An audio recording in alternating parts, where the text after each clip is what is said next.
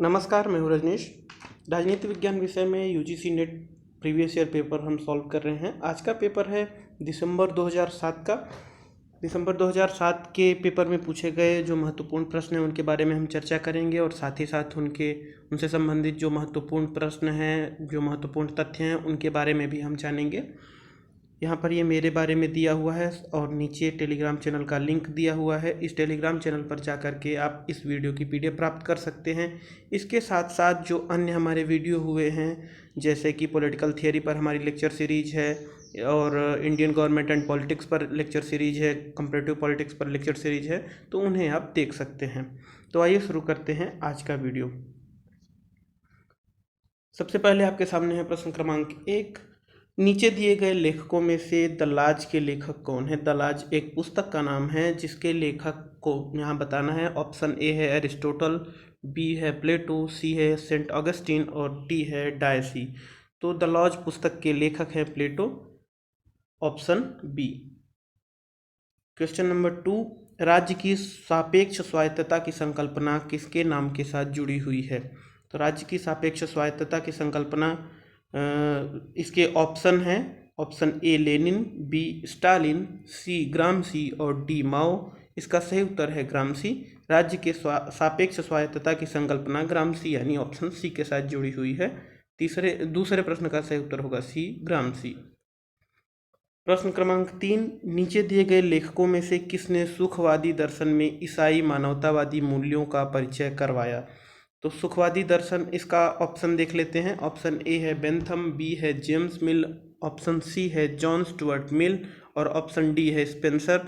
तो सुखवादी दर्शन में ईसाई मानवतावादी मूल्यों का जो मिश्रण है वो किया था बेंथम ने। बेंथम के दर्शन में सुखवादी दर्शन और ईसाई मानवतावादी मूल्यों का मिश्रण यानी एक साथ चिंतन देखा जाता है। सही ऑप्शन होगा ए यानी बेंथम। आगे चलते हैं। प्रश्न क्रमांक 4, यहाँ पर 4 कथन दिए हुए हैं और इसमें बताना है कि कौन सा कथन सही है। ऑप्शन ए पढ़ते हैं, तुलनात्मक राजनीति राजनीति शास्त्र की उपविद्या शाखा के तौर पर इसलिए पैदा हुई क्योंकि तुलनात्मक सरकार में कुछ विकृतियां आ गई थीं। तो यह ऑप्शन गलत है, क्योंकि तुलनात्मक सरकार के अध्ययन में विकृतियों के कारण तुलनात्मक राजनीति का उदय नहीं हुआ। बी, तुलनात्मक राजनीति अमेरिका में पैदा हुई क्योंकि अमेरिकी विद्वानों ने पिछली सदी में राजनीति के वैज्ञानिक अध्ययन पर जोर दिया था। यह ऑप्शन भी गलत है। ऑप्शन सी है, तुलनात्मक राजनीति राजनीति शास्त्र में आए व्यवहारवादी आंदोलन में से पैदा हुई। यह ऑप्शन एकदम सही है। चौथे प्रश्न का सही ऑप्शन होगा सी, तुलनात्मक राजनीति राजनीति शास्त्र में आए व्यवहारवादी आंदोलन में से पैदा हुई। आगे चलते हैं। प्रश्न क्रमांक 5, 4 ऑप्शन दिए हुए हैं, 4 में से कौन सा कथन सही है इसे बताना है। ऑप्शन ए है, ब्रिटिश संवैधानिक परंपराओं में संसद और मंत्रिमंडल के लिए अलग अलग सदस्यता की आवश्यकता होती है। तो यह ऑप्शन गलत है। क्यों? क्योंकि ब्रिटिश जो संवैधानिक परंपरा है वह भारत के ही जैसी है। भारत ने ब्रिटिश का अनुसरण किया है और उसमें जो व्यक्ति संसद का सदस्य होता है वही मंत्रिमंडल का भी सदस्य बन सकता है, यानी जो हमारे सांसद हैं वही मंत्री बन सकते हैं। तो उसी तरह ब्रिटेन में भी है। तो यह पहला ऑप्शन तो गलत है। दूसरा है, पश्चिम मंत्रित्व रूपी सरकार मंत्रिमंडल के अनौपचारिक स्थिति पर जोर देता है। तो दूसरा ऑप्शन भी गलत है। तीसरा है, ब्रिटिश मंत्रिमंडल एक सामूहिक संस्था के रूप में संसद के समक्ष रखे जाने वाले नीतियों के नियमन और संपूर्ण प्रशासनिक शाखा के सर्वोच्च रूप से नियंत्रण करने और दिशा निर्देशक की तरह कार्य करने का उत्तरदायी है। तो इसमें यह बताया गया है कि ब्रिटिश मंत्रिमंडल के ऊपर क्या क्या उत्तरदायित्व है। पहला तो वह सर्वोच्च रूप से नियंत्रण करता है, साथ में दिशा निर्देशन भी करता है। किन किन चीज़ों का? नीतियों के नियमन का और प्रशासनिक शाखा का। तो यह ऑप्शन सही है, यानी 5वें प्रश्न का ऑप्शन सी सही है। हमें सही कथन ही चुनना था। आगे चलते हैं। प्रश्न क्रमांक 6, नीचे दिए गए वाक्यों में से कौन सा वाक्य सही है? पहला, राजनीतिक समाजीकरण में राजनीतिक सहभागिता की डिग्री का पर्यवेक्षण आवश्यक नहीं है। तो यह कथन गलत है।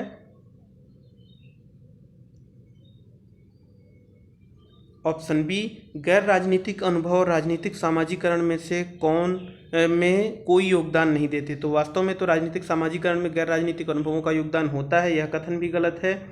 और ऑप्शन सी है राजनीतिक समाजीकरण राजनीतिक व्यवस्था के प्रति विश्वास एवं अभिवृत्ति की स्थापना और उसका विकास है। तो असल में राजनीतिक समाजीकरण की यही परिभाषा या यही अर्थ ही होता है कि राजनीतिक व्यवस्था के प्रति लोगों का क्या विश्वास है, क्या वह उसके प्रति रुझान रखते हैं, उसी का विकास ही राजनीतिक समाजीकरण कहलाता है।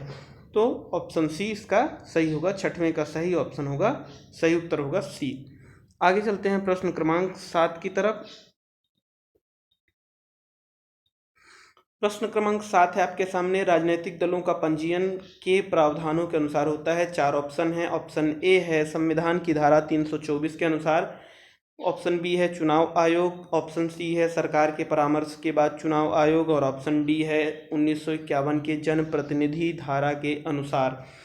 तो इसका सही उत्तर होगा चुनाव आयोग। 7वें का सही उत्तर होगा बी यानी चुनाव आयोग। चुनाव आयोग के प्रावधानों के अनुसार राजनीतिक दलों का पंजीयन किया जाता है। आगे है प्रश्न क्रमांक 8, कौन सा दल यूपीए सरकार में भागीदार है। तो यह 2007 का पेपर है। 2007 में यूपीए सरकार में जो भागीदार दल थे, पहला ऑप्शन है AIADMK, बी है असम गण परिषद, सी है INLD और डी है द्रमुक। तो इसका सही उत्तर होगा द्रमुक यानी द्रविड़ मुनेत्र कसगम या द्रविड़ मुनेत्र कड़गम, जो भी आप कहें, दोनों मिलते हैं ज़्यादातर लिखे हुए। तो द्रविड़ मुनेत्र कड़गम या द्रविड़ मुनेत्र कशगम, यही यूपीए सरकार यानी यूनाइटेड प्रोग्रेसिव अलायंस जो था सोनिया गांधी के नेतृत्व वाला, उसमें भागीदार था, सरकार में भागीदार था। तो 8वें का सही उत्तर होगा डी द्रमुक। 9वां प्रश्न है, नीचे दिए गए जो राज्य हैं, इन राज्यों में से कौन सी राज्य है जिसकी असेंबली की अवधि 6 साल की है। तो अभी तो वर्तमान में यह प्रश्न थोड़ा सा अलग है, पर फिर भी उस समय के हिसाब से उत्तर देते हैं। ऑप्शन ए है पंजाब, बी है जम्मू कश्मीर, सी है हिमाचल और डी है केरल। तो इसका सही उत्तर होगा जम्मू कश्मीर। जम्मू कश्मीर की असेंबली की जो अवधि है वह 6 साल की है। अभी धारा 370 हटाने के बाद से तो कोई विशेष परिवर्तन, कोई चुनाव नहीं हुए हैं, इसलिए अभी नहीं बताया जा सकता कि इसमें कुछ विशेष परिवर्तन सरकार करेगी या नहीं।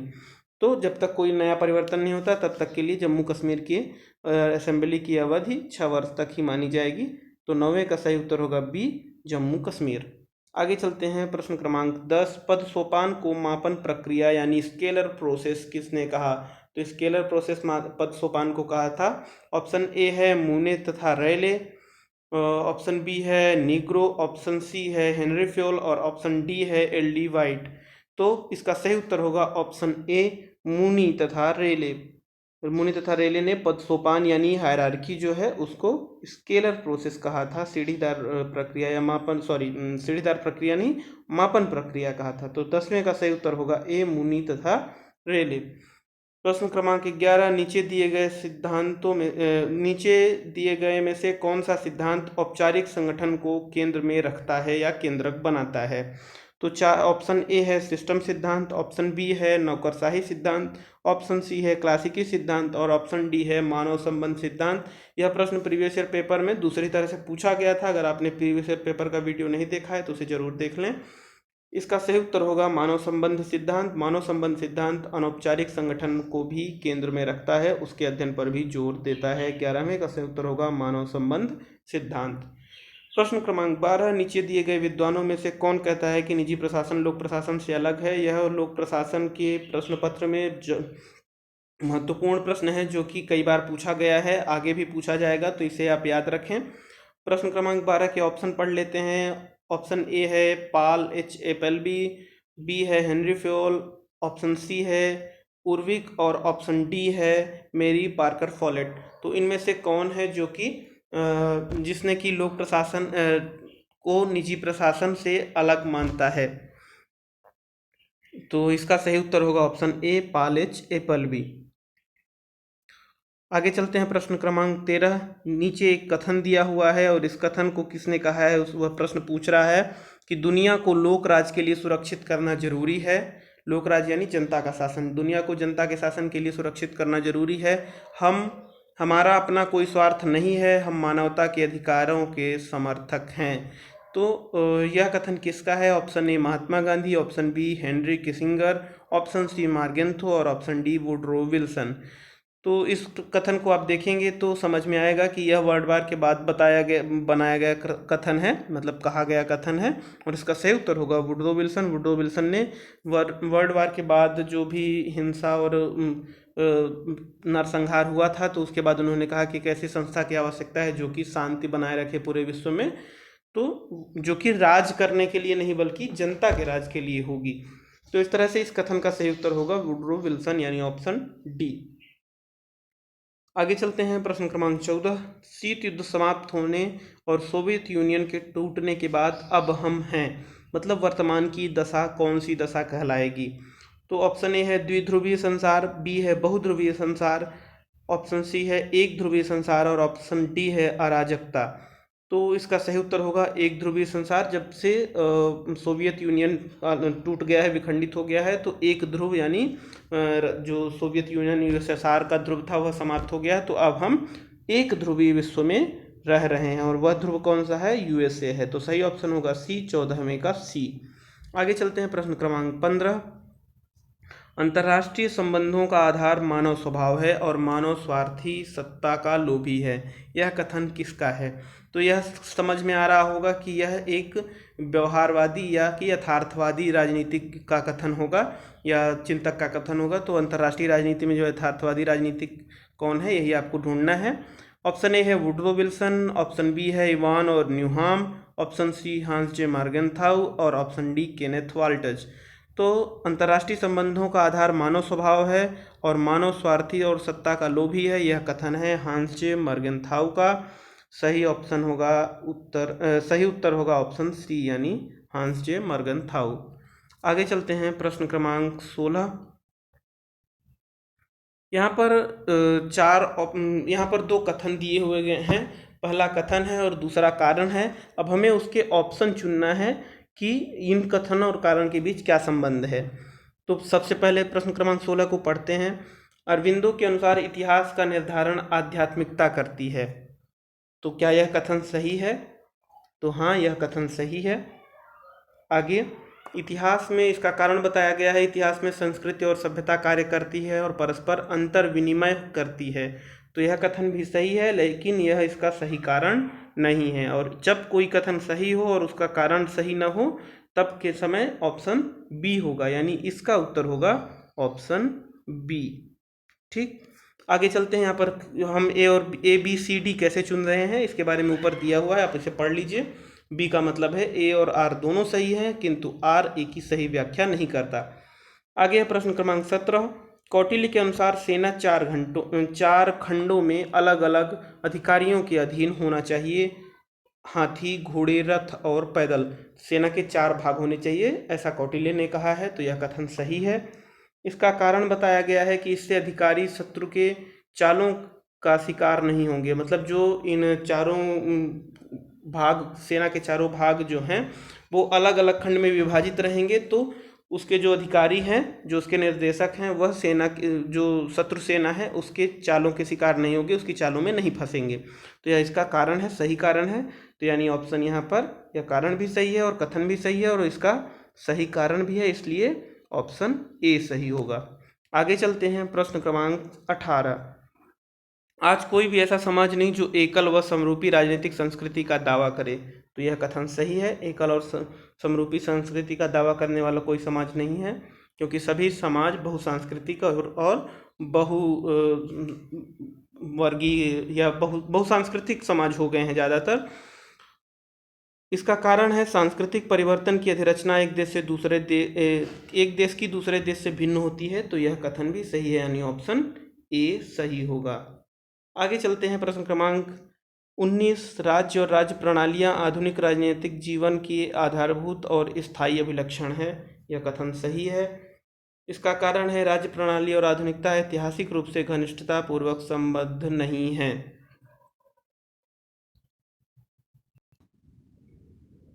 तो इसका सही उत्तर होगा, प्रश्न क्रमांक 19 हम सॉल्व कर रहे थे, तो पहला कथन सही है और दूसरा कथन यानी कारण भी उसका सही है, और इस तरह से इसका ऑप्शन होगा ऑप्शन ए, यानी दोनों कथन सही है, आर ए की सही व्याख्या करता है। प्रश्न क्रमांक 20, प्रबंधन में नौकरशाही एवं तकनीकी संरचना पर अतिरंजित बल देने से भारत की प्रजातांत्रिक राज व्यवस्था को बहुत क्षति पहुंची है। यह कथन भी सही है। इसका कारण है इसका मुख्य शिकार निचले स्तर पर पहल बनी है। तो यह कारण आर भी सही है। और इसका ऑप्शन होगा ऑप्शन ए। आगे चलते हैं प्रश्न क्रमांक 21 में। प्रश्न क्रमांक 21 कहता है अपराधियों का राजनीतिकरण राजनीति में अपराधी के राजनीति के अपराधीकरण से अधिक खतरनाक है। तो यह कथन सही है। इसका कारण राजनीतिक दलों में शासन की क्षमता खो दी है। तो यह भी सही है, दूसरा कथन भी सही है और यह इसका ऑप्शन होगा ऑप्शन ए। आगे चलते हैं, लोक प्रशासन का नियंत्रण विधायिका से कार्यपालिका पर जा रहा है। तो यह कथन तो सत्य है कि विधायिका से कार्यपालिका पर लोक प्रशासन का नियंत्रण जा रहा है। और इसका कारण है संसद के पास सरकारी क्रियाकलापों की विस्तृत समीक्षा के लिए समय नहीं है। तो संसद ज़्यादातर बेवजह की बहसों में लगा रहता है और ऐसी स्थिति में जो उसके कार्यपालिकीय सदस्य होते हैं यानी मंत्रिमंडल इत्यादि, वह संसद के महत्वपूर्ण कामों को करते हैं। तो ऐसी स्थिति में कार्यपालिका का नियंत्रण लोक प्रशासन पर अधिक रहता है, पूरे संसद के सभी सदस्यों का नियंत्रण की अपेक्षा। तो इस तरह से 22वें प्रश्न के दोनों कथन सही है और आर ए का सही कारण यानी ऑप्शन ए। आगे चलते हैं प्रश्न क्रमांक 23, सरकार अपने कर्मचारियों को कई प्रकार से प्रशिक्षण देती है। सही है। प्रशिक्षण से कर्मचारियों के कौशल में वृद्धि एवं कार्यक्षमता बढ़ती है। यह भी सही है और इसका सही कारण भी है। इस तरह से ऑप्शन ए इसका सही होगा। आगे चलते हैं प्रश्न क्रमांक 24 की तरफ।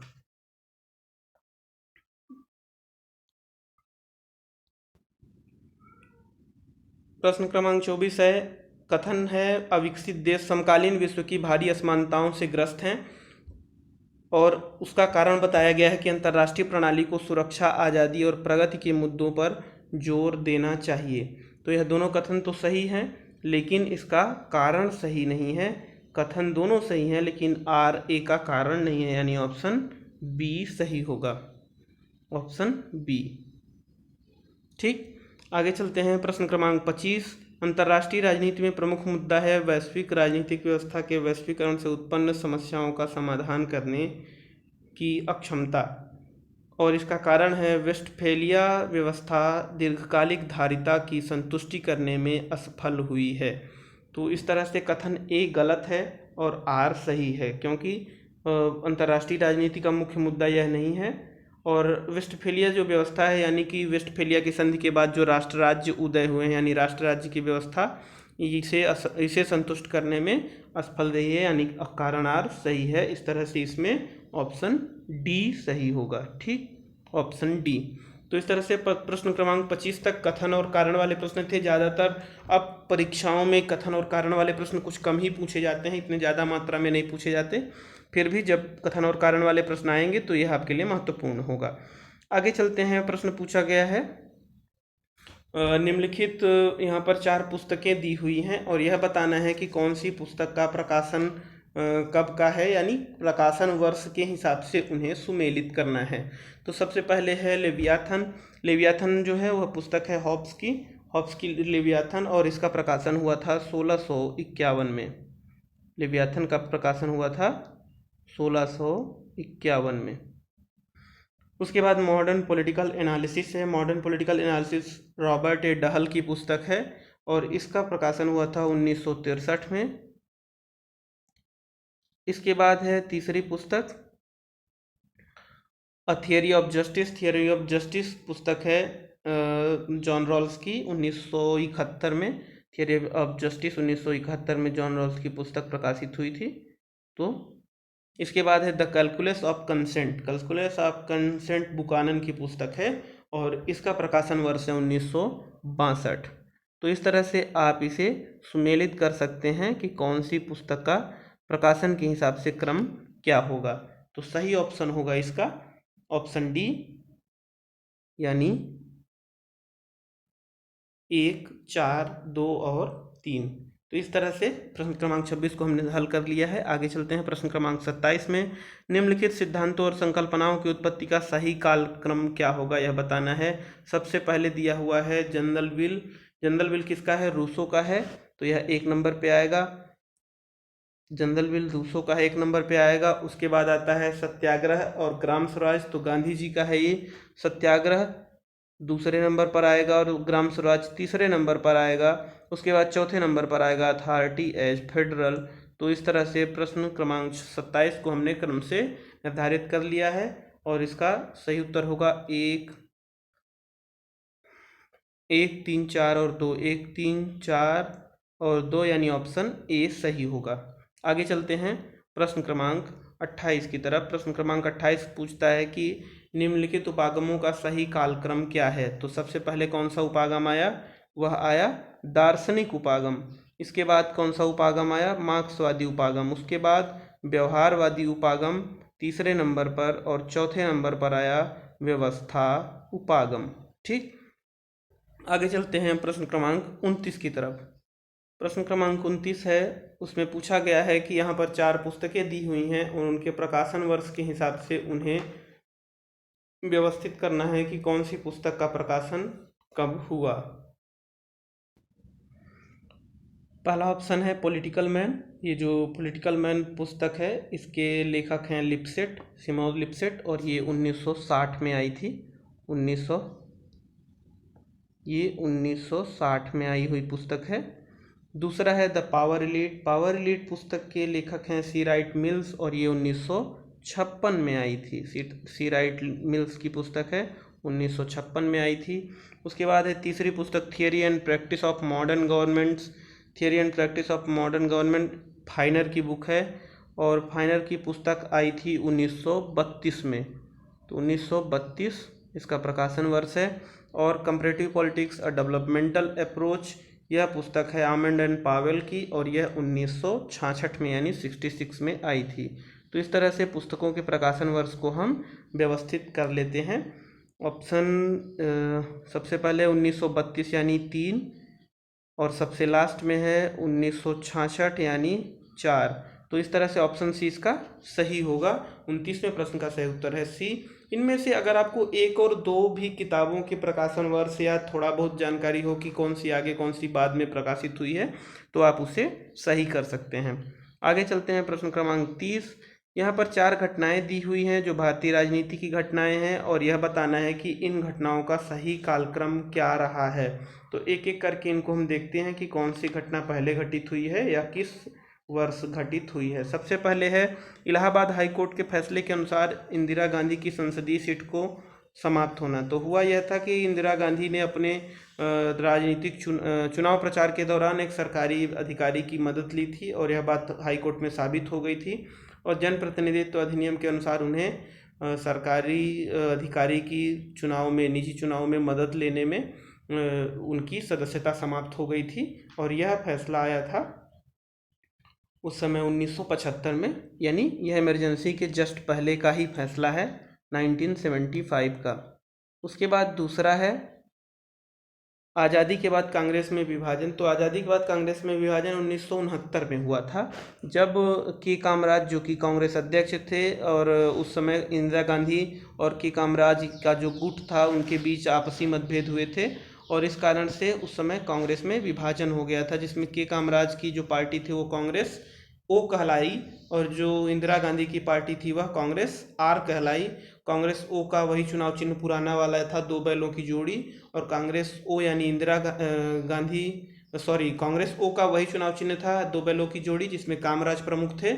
और इंदिरा गांधी के लिए नया चुनाव चिन्ह आवंटित किया गया, जो कि कांग्रेस आर के लिए था। कांग्रेस आर के लिए चुनाव चिन्ह था एक गाय जिसका दूध बछड़ा पी रहा है, तो मतलब बछड़े को दूध पिलाती हुई गाय, उसका चुनाव चिन्ह था, जो इंदिरा गांधी की पार्टी थी। तो इसे आप समझ सकते हैं, आपस में रिलेट भी कर सकते हैं, इंदिरा गांधी को गाय से और 2 बैलों की जोड़ी को कामराज से रिलेट करके आप इसे याद रख सकते हैं। 1969 में यह विभाजन हुआ था। बाद में यही कांग्रेस आर जो था वो कांग्रेस आई यानी इंदिरा के नाम से चल रहा था, और आज तक वही कांग्रेस आई ही चल रही है। तो दूसरे का ऑप्शन होगा आज़ादी के बाद कांग्रेस में विभाजन 1969। तीसरा है संसदीय चुनाव में गरीबी हटाओ का नारा, तो ये 1971 का है। 1971 में विपक्ष ने इंदिरा हटाओ का नारा दिया था और इंदिरा गांधी ने गरीबी हटाओ का नारा उसके विरोध में दिया था। इसके बाद है ऑप्शन 4, केंद्र में पहली गैर कांग्रेसी सरकार का बनना, तो ये 1977 में, 75 में इमरजेंसी लगाई गई थी, 76 में तक वह इमरजेंसी रही। 77 में जब चुनाव हुए तो उस समय पहली गैर कांग्रेसी सरकार जो संयुक्त कई सारी पार्टियों ने मिल करके बनाई थी, तो वह 1977 में बनी थी, केंद्र में गैर कांग्रेसी सरकार। तो इस तरह से हमने पांचों को करेक्ट कर लिया है। इसका पहले ऑप्शन में होगा दूसरा और लास्ट में होगा चौथा, तो इस तरह से ऑप्शन सी इसका सही है। ठीक, थोड़ा सा ये प्रश्न लेंदी है, लेकिन इन प्रश्नों से आपके 4 प्रश्न सॉल्व हो रहे हैं। इन चारों घटनाओं को अलग अलग भी प्रश्न के रूप में पूछ सकता है, तो आप इसे ध्यान से पढ़िएगा और दोहराइएगा जरूर, जिससे कि यह आपको याद रहे। आगे चलते हैं प्रश्न क्रमांक 31। उच्चतम न्यायालय में निम्नलिखित महत्वपूर्ण फैसलों को सही कालक्रम में रखकर पहचानिए। 4 फैसले दिए हैं और उनका कालक्रम बताना है। पहला है मिनर्वा मिल का केस। मिनर्वा मिल का केस 1980 का है। मिनर्वा मिल का केस 1980 का है। उसके बाद है गोलकनाथ केस। गोलकनाथ केस जो है वो है 1967 का। उसके बाद है ए.के. गोपालन केस। ए.के. गोपालन का केस है 1950 का, यह सबसे पहले ही होगा तब तो। 1950 का केस है ए.के. गोपालन मद्रास राज्य, तो ये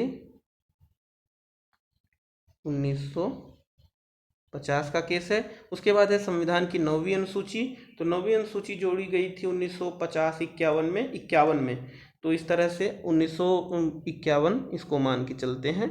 तो इस तरह से चारों को हमने मिला लिया है कि कौन से वर्ष में कौन सी घटना या कौन सा केस संबंधित है। आगे चलते हैं प्रश्न क्रमांक 32 की तरफ।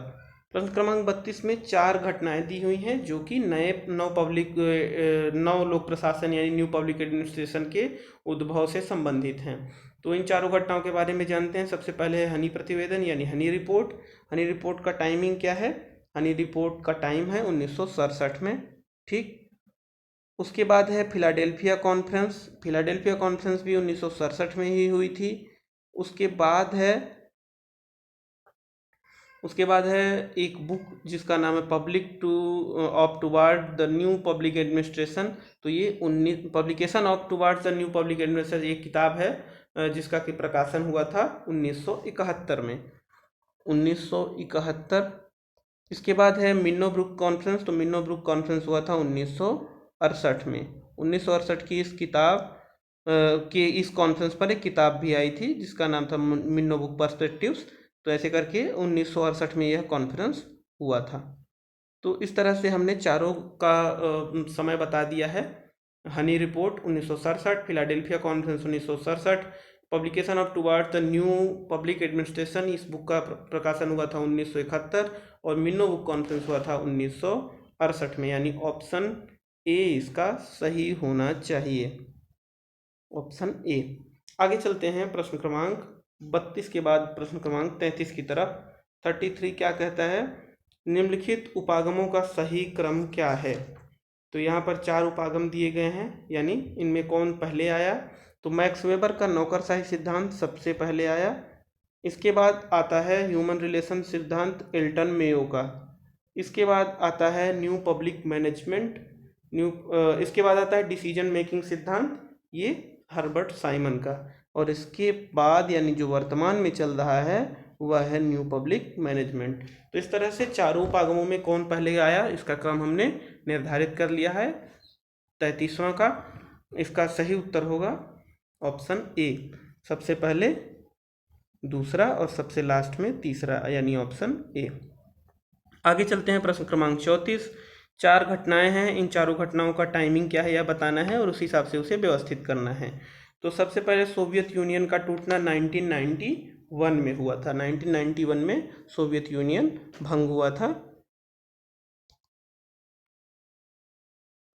इसके बाद नैम यानी नॉन अलाइनमेंट मूवमेंट, गुटनिरपेक्ष आंदोलन, तो यह हुआ था 1961 में। इसके बाद है नाटो की स्थापना 1949 में हुई थी। नॉर्थ अटलांटिक ट्रीटी ऑर्गेनाइजेशन, और उसके बाद है इंडियन ओशियन रिम, यह 1997 का है, 1997। तो इस तरह से हम देखते हैं कि चारों का हमने देख लिया है कि कौन सी घटना किस वर्ष हुई थी, और इसका सही उत्तर होगा ऑप्शन डी। ऑप्शन डी सबसे पहले तीसरा यानी 1949, और सबसे लास्ट में चौथा यानी 1997। तो ऑप्शन डी इसका सही ऑप्शन होगा, 34वें का डी। आगे चलते हैं, चार घटनाएं दी हुई हैं और इनको भी कालक्रम से व्यवस्थित करना है। सबसे पहले है कैंप डेविड समझौता। तो कैंप डेविड समझौता हुआ था इजिप्ट और इजराइल के बीच। जिमी कार्टर उस समय अमेरिका के राष्ट्रपति थे, जिन्होंने कि इजिप्ट और इजराइल के राष्ट्रपति और राष्ट्राध्यक्षों को मिला करके उनके बीच समझौता कराया था, शांति का समझौता। तो यह कैंप डेविड समझौता 1978 में हुआ था। ठीक, उसके बाद से माई लाई जनसंहार। तो माई लाई जनसंहार हुआ था यहाँ पे वियतनाम में 1978। माई लाई जो जनसंहार है वह यूएस ने जो वियतनाम में जनसंहार कराया था 1969 के आसपास, तो उस समय का है। इसके बाद है इराक द्वारा कुवैत पर हमला। तो इराक द्वारा कुवैत पर हमला 1991 का हमला है, और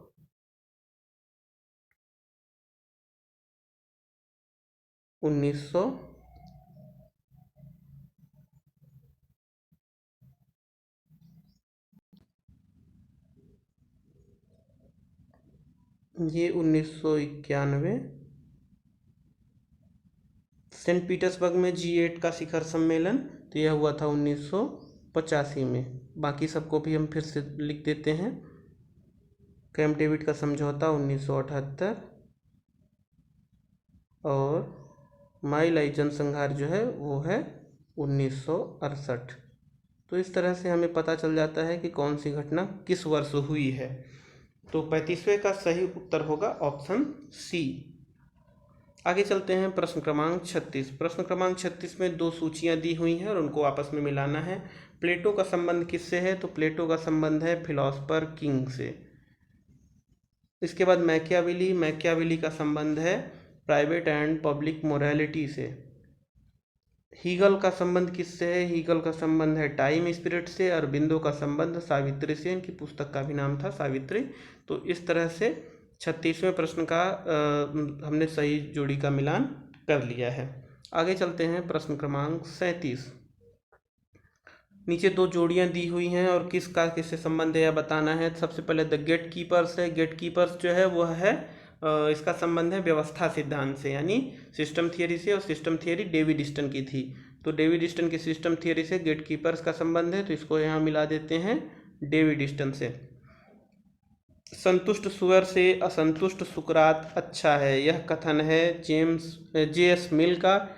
इन्होंने उपयोगितावाद के विरोध में या उसकी आलोचना में यह कथन कहे थे। इसके बाद है तीसरा संपूर्ण क्रांति, यह जयप्रकाश नारायण का है।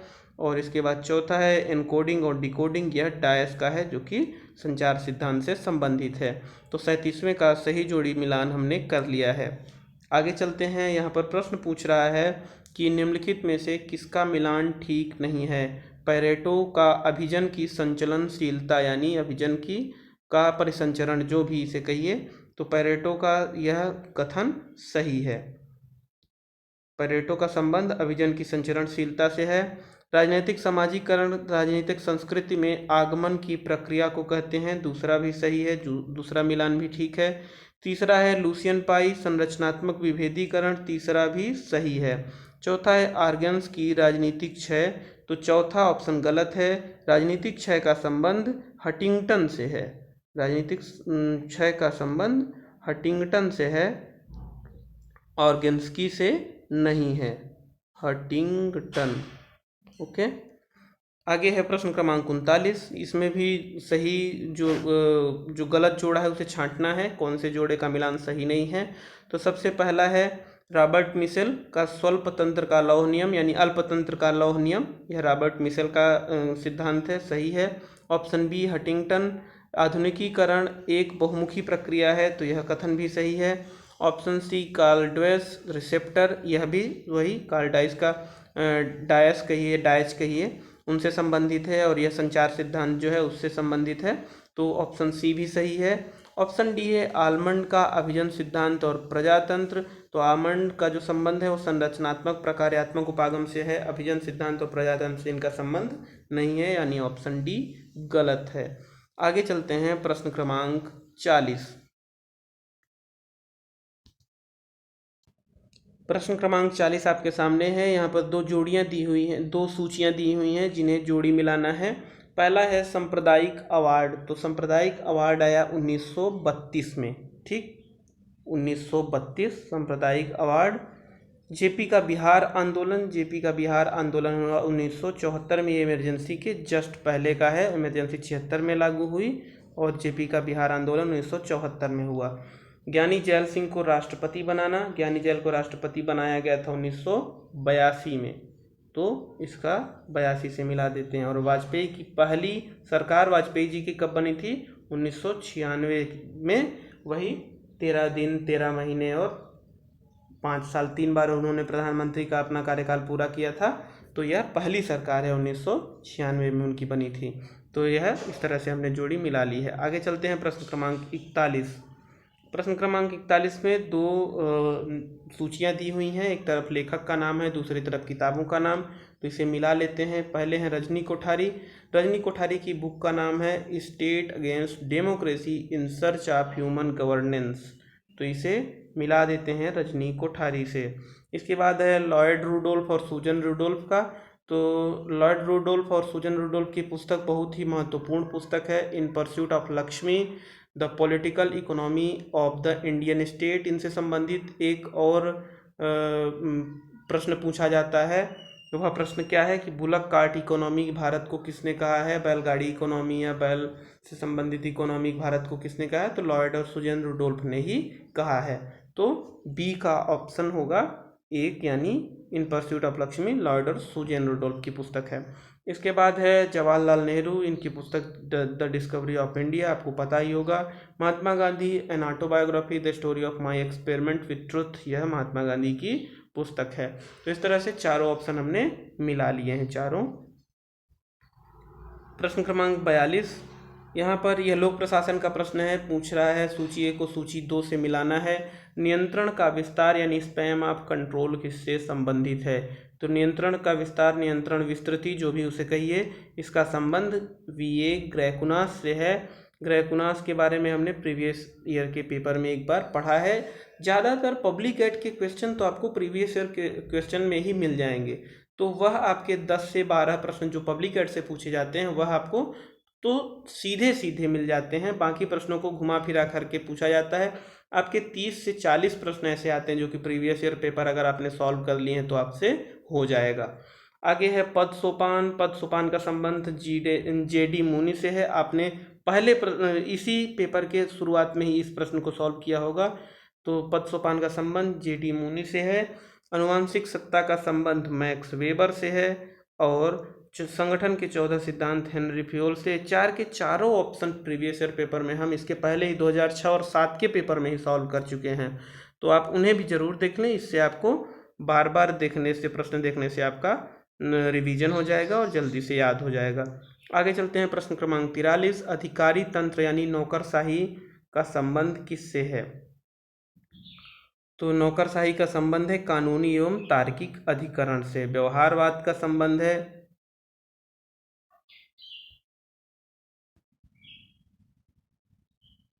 इसको मिला लेते हैं।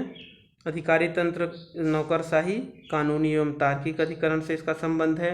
व्यवहारवाद का संबंध है मानव स्वभाव के विश्लेषण से। सामान्य व्यवस्था सिद्धांत है प्रशासनिक व्यवस्था सामाजिक व्यवस्था की एक उपव्यवस्था है। और पर्यावरण का संबंध है कृषि एवं उद्योग आधारित। तो इस तरह से चारों को हमने मिला लिया है। आगे चलते हैं प्रश्न क्रमांक 44। यहाँ पर भी दो सूचियाँ दी हुई हैं। भारत की विदेश नीति का निर्माता, तो यह कहा जाता है पंडित जवाहरलाल नेहरू को। दूसरा है रूस, तो रूस के जो हैं वो व्लादिमीर पुतिन हैं। और पंचशील हुआ था भारत और चीन के बीच, तो पंचशील का संबंध चीन से है। आज़ाद हिंद फौज सुभाष चंद्र बोस ने इसका नेतृत्व किया था। तो इस तरह से चारों ऑप्शन हमने मिला लिए हैं। आगे चलते हैं प्रश्न क्रमांक 45। यहाँ पर भी दिया हुआ है कि दो सूचियाँ दी हुई हैं, दोनों को आपस में मिलाना है। बुल एच का संबंध किससे है? तो बुल एच का संबंध है विकास की प्रणाली से। मार्टिन कैप्लान का संबंध है प्रणाली सिद्धांत से। फ्रांसिस फुकुयामा का संबंध है इतिहास के अंत से। और कार्ल मार्क्स का संबंध क्रांतिकारी प्रणाली से है। तो इस तरह से हम इसे इन चारों को मिला लेते हैं। 45वें का सही उत्तर भी ढूंढ लेते हैं। ए का संबंध है चौथे से यानी 4 से जो शुरू होगा, ऑप्शन डी। तो इस तरह से हमने इस पेपर के 45 प्रश्न सॉल्व किए हैं। उस समय एक कॉम्प्रिहेंशन भी आता था जिसे कि अभी सॉल्व करना अनावश्यक है, उसकी कोई आवश्यकता नहीं है। तो इस पेपर में कुल 50 प्रश्न हैं जिसमें से कि 5 कॉम्प्रिहेंशन से हैं जो अनावश्यक हैं। हमने 45 को सॉल्व कर लिया है। धन्यवाद। महादेव।